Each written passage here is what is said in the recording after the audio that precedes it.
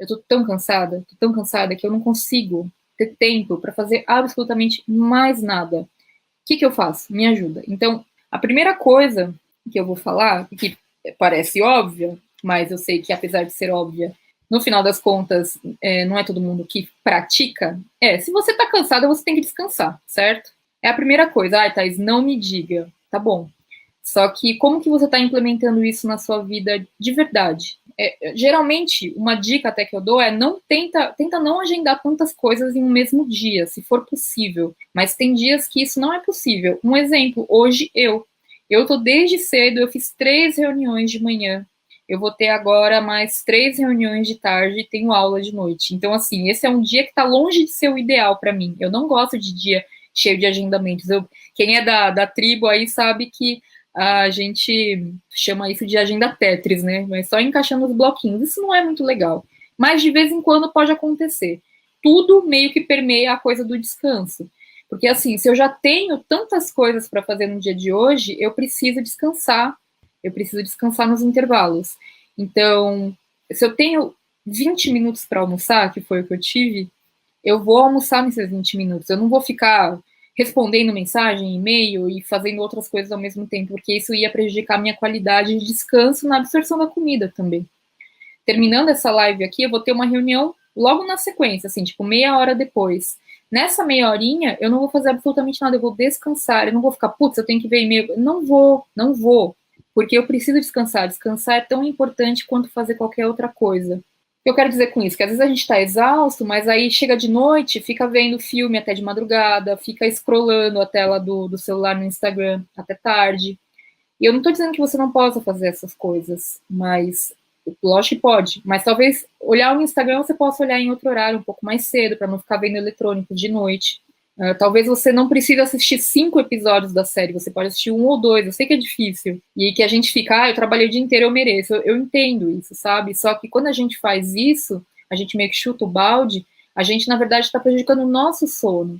Então, assim, claro que você pode fazer isso de tempos em tempos, sim, especialmente quando você já estiver mais descansada.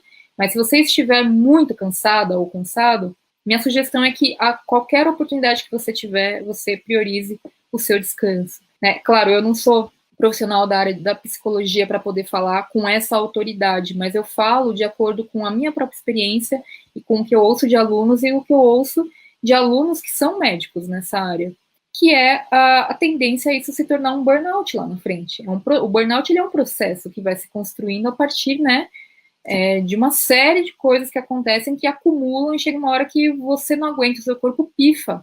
Então, para a gente evitar que isso aconteça, a gente tem que dar uma forçadinha para descansar. Eu sei que pode parecer, puxa vida, Thaís, mas sei lá, eu já faço dieta a semana inteira, não posso comer um chocolatinho no final de semana, é mais ou menos a mesma coisa, né? Eu trabalho pra caramba o dia inteiro, eu não posso assistir um Netflix de noite, você pode fazer tudo o que você quiser, mas tenta fazer com equilíbrio, porque cuidar do seu sono é tão importante quanto. Aí a prioridade no descanso é o sono, regularizar o sono. Eu sempre vou bater nessa tecla, gente, porque regularizar o sono significa que você dorme e acorda mais ou menos todos os dias no mesmo horário. Por que isso é importante? Para regular o seu metabolismo, tá? Pergunta aí para qualquer médico que você quiser o que ele vai achar disso. Existe uma coisa chamada ritmo circadiano, que é o ritmo do nosso corpo perante o sol, a natureza, o fluxo do dia mesmo, né? Influencia as plantas, os animais e nós, como seres humanos, que somos animais, também somos influenciados. Então, a partir do momento que cada dia você dorme e acorda em um horário, isso bagunça seu metabolismo. Seu corpo não sabe quando que é a hora de ir no banheiro, quando que é a hora de comer, sentir fome, quando que é a hora de estocar energia, quando que é a hora de gastar. Então, você vai ficar naturalmente mais agitado, porque seu corpo fica meio perdido. Tá? Então, regularizar o sono. Primeiro essa coisa, essa média de horários, né, de dormir e de acordar, mas também a quantidade adequada de sono. E aqui é claro que eu entendo que existem pessoas que trabalham de noite ou que têm um bebê recém-nascido em casa e que não conseguem dormir. Isso tudo são situações excepcionais. Encontre a melhor condição de sono nas circunstâncias que você tem hoje. Então, você pode não ter a condição ideal, mas você precisa descansar. Então, o que seria a condição ideal com um bebezinho recém-nascido que acorda de hora em hora praticamente para mamar em livre demanda? Então você tem que buscar o que seria, você tendo em mente que você vai priorizar o seu sono e não a limpeza da casa, o que quer que seja, já é um indício, já é uma priorização clara do que tem que ser feito, tá? Então, mesmo em condições adversas, você pode buscar a melhor circunstância possível dentro do seu cenário. É isso. E não ignorar essas questões, não tem como, né? E entender que também é temporário, em muitos casos é temporário, né? Tanto na questão do trabalho quanto na questão com o bebê recém-nascido, enfim, leva um tempo, talvez alguns anos, até no trabalho também para você mudar, mas é temporário. E você, se você tiver em condições normais de sono, né? Ou seja, você consegue, eu consigo todos os dias dormir a quantidade de horas X, você tem que encontrar qual é a quantidade de horas que te deixa bem, porque, acredite ou não, talvez você já até saiba, mas às vezes dormir demais faz mal. Eu, pelo menos, se eu durmo mais do que o normal, parece que eu acordo mais cansada, mais letárgica, para mim não funciona bem. O que eu quero te dizer é que eu sei que nem sempre vai ser possível conseguir fazer as horas de sono ideais, né? Mas o que eu quero dizer é, uma coisa é você não conseguir, porque bebê, porque preocupações, porque isso, porque aquilo. Outra coisa é você não conseguir porque você ficou 1 hora rolando o Facebook lá, sabe, olhando nada. Infelizmente, às vezes a gente faz isso, às vezes, sabe? A gente não pode deixar isso tornar rotina.